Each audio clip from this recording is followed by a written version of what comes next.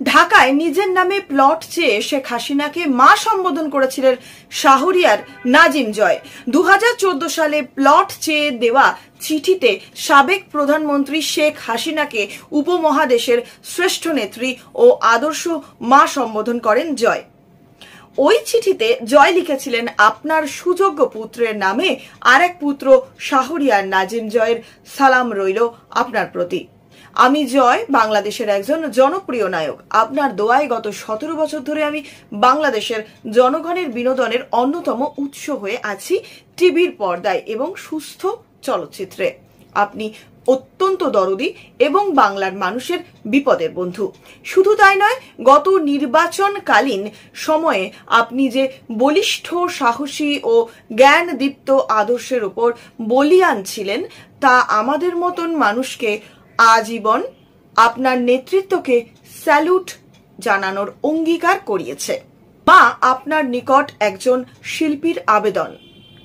আমার সমসাময়িক সব শিল্পী পূর্বাচলে 10 কাঠা 5 কাঠা প্লট পেয়েছে। আমি দেশের বাইরে শুটিংয়ে থাকার জন্য অ্যাপ্লাই করতে পারিনি।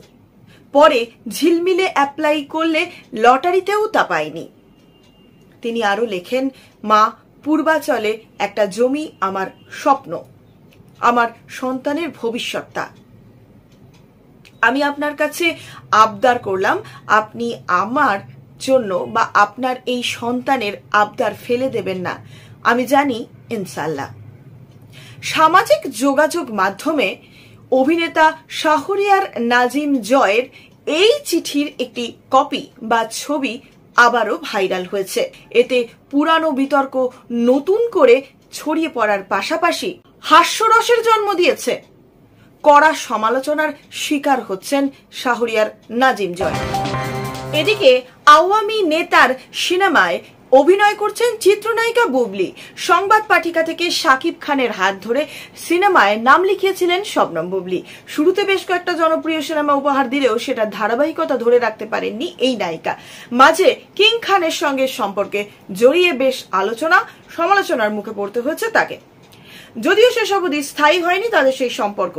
এই সব কিছুর কারণে যদি অনেক দিন ধরেই নতুন কোনো ছবিতে চুক্তিবদ্ধ হতে দেখা যায়নি তাকে, বরং হাতে থাকা এমডি ইকবালের বিট্রে ও জসিমউদ্দিনের জাকিরের মায়া দ্য লাভ 2 ছবি দুটি থেকেও বাদ পড়ে যান তিনি।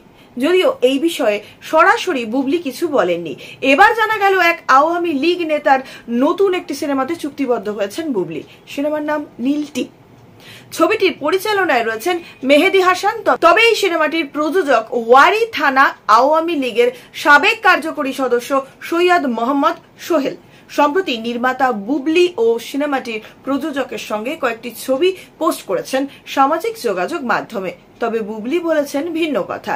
তিনি গণমাধ্যমকে বলেন, কিছু জায়গায় আমার নতুন সিনেমা নীল টিপের নাম শোনা যাচ্ছে। বিষয়টি সঠিক না। আমার নতুন সিনেমার নাম এখনো ঠিক হয়নি। 1 বছর আগে আমাদের চুক্তি হয়েছে।